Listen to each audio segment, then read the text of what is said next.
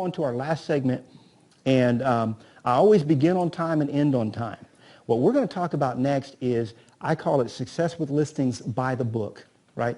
Every single class that I teach, this particular portion of the class is different on every one.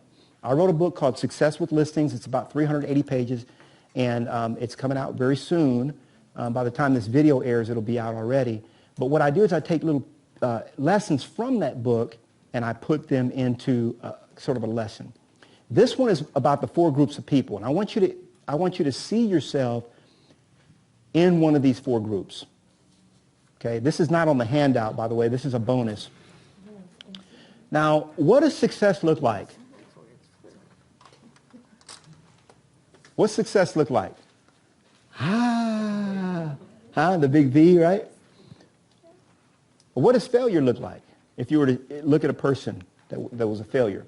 Let me ask you this. If I showed you a guy with $500 million in the bank, would you think that person was a success?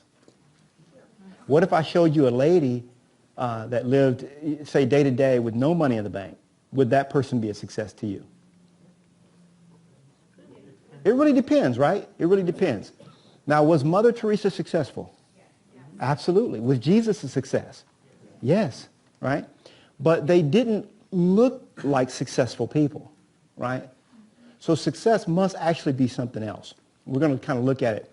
I've come to understand that generally speaking, there are 4 groups or 4 categories of people. And I want you to try to see yourself in one of these groups, okay? Don't blurt it out which one you are, right? Just take this internally. So here's the first group. Those who don't know what they want. Okay, this is the majority of people. Group 2 is those who know what they want, but they are afraid to pursue it. Now, which one is worse, group 2 or group 1? 2. Group 2 knows what they want, but they're afraid to go after it, right?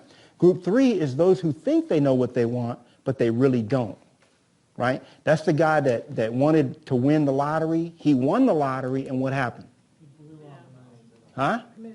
He didn't just blow the money. He did something else. That's the pro athlete that, you know. So now they did get what they wanted in a sense, but it didn't fulfill. Like they got to the pinnacle. You know, I listed all these houses. I got $1 million in the bank. I'm doing this and that. I'm big.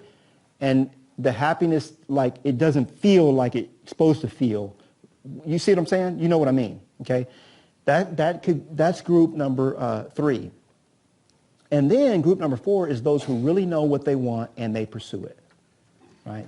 So I want you to kind of see yourself, like, where do you fit? Now, group 1, these are those who have never taken the time to become self-aware.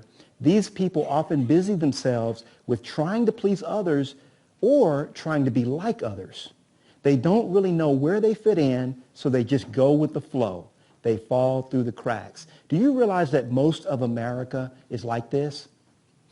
Did you know that 70% of American workers dislike or hate their jobs? 70%. That's a Gallup poll from last year.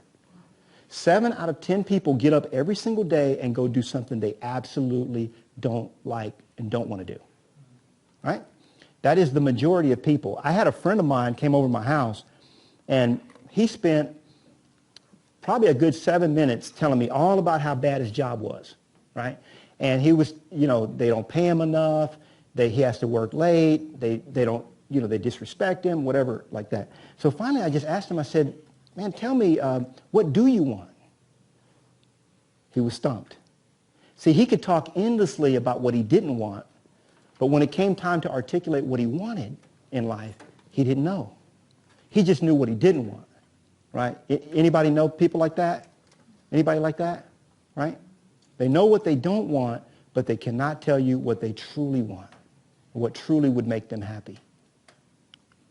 Group number 2 is those who know what they want, but they're afraid to pursue it, right?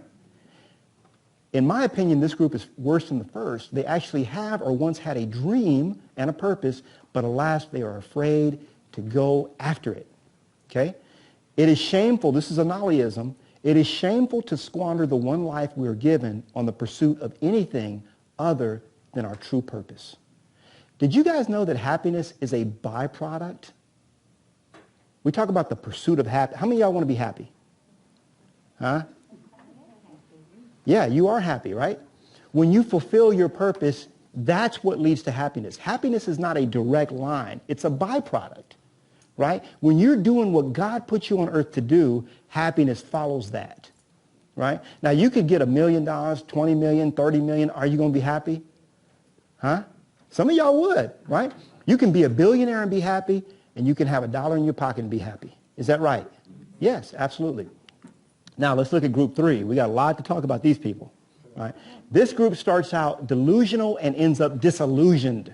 Yet because they do have goals and aspirations, they can oftentimes look extremely successful on the outside.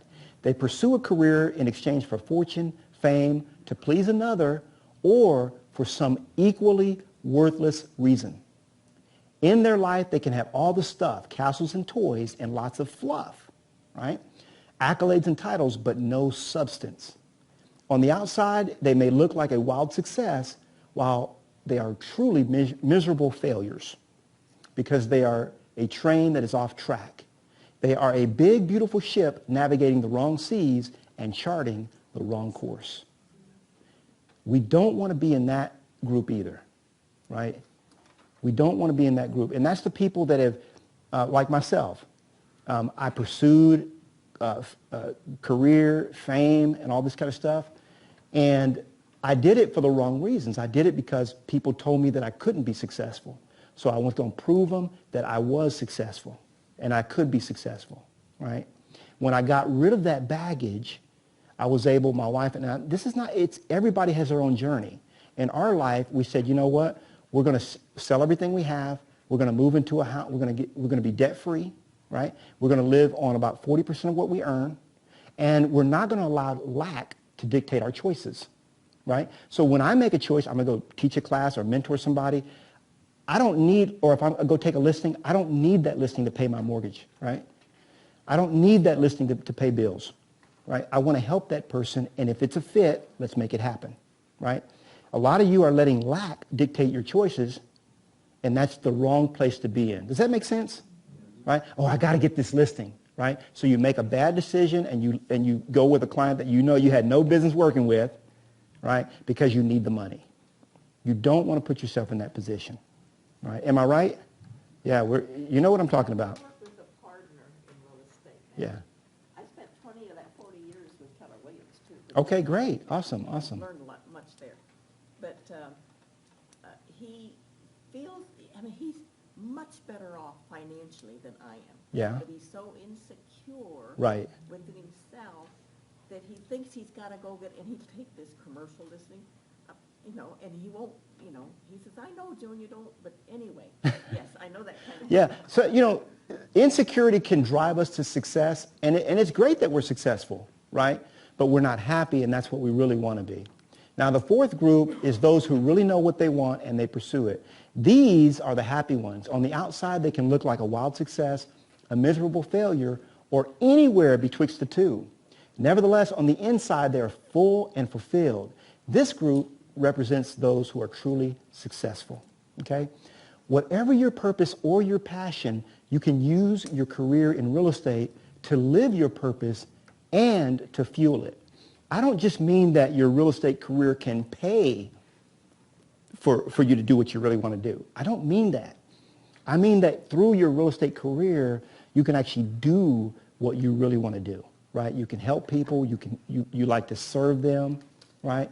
And whatever it is that is your passion, whether it be taking care of animals or whatever it might be, right? You can rechannel that into, like, you can teach classes on cooking, teach classes on baking, right? Have people show up and create a community around your passion and just mix real estate. Everybody has to buy and sell a house. It just so happens that you're the person that, you can start your own vegetable co-op. Let me hear some things that are passions. Anybody got any passions out there? Any things you enjoy? Cooking. Cooking and gardening. Are you good at it? What's your address? No, just kidding. So here's the thing. If you're good at cooking, guess what? We're having a cooking class. We're having a great cooking class, and we meet every third Thursday, and I'm going to teach you how to cook. We're going to make some good dishes, right? And if you guys have always told me my food's great, I'm going to show you how to do it for your family. Right? Now I have 30 people, 40 people, 50 people, 60 people getting crazy. My wife and I used to do a resurrection when we had the big house. We did the resurrection thing, and we had the last one we did, we had 150 people out there. I wasn't trying to sell real estate, right? I was just, we had the Easter, we call it the resurrection event, and we just had fun, and we just attracted people. Any other passions? Barbecuing. Like to barbecue, right? So now I've got my top 10 recipes, and you know it's barbecue up in here. Boy, we got paprika working. We got the cayenne pepper. We're sprinkling it with that. Hey guys, the name again is Andy. Andy. Hey guys, I'm Andy. I'm just going to tell you how to make my delicious barbecue ribs. They're really good, y'all. I wish you can smell them through the screen. But first thing I do is I take 3/4 cup of paprika. I add about 1/4 cup of black pepper. See what I'm saying? Now he's making YouTube video, or maybe even more professional, with Ken, right? And he's attracting people to his barbecue. We're just going to have a good barbecue time. We have barbecue and wine. Who wouldn't show up for that? I'm down for it, right? Barbecue and wine. See? Now, all you're doing, you're taking something you're passionate about, and it's not just you, but everybody bring your barbecue recipes too, right? Or bring your barbecue that you made, and we do this once a month. And now you're getting together with community, common people. And, oh, by the way, guys, I took some ribs to this guy. I just sold him a house for $800,000. It's a great house, by the way. And, I mean, you're working it into, it's not that you're trying to, it's just part of who you are. Does that make sense? You can use real estate to fuel, you can not just to fund your passion, but to fuel your passion. Does that make sense? All right. Has this been helpful to anyone?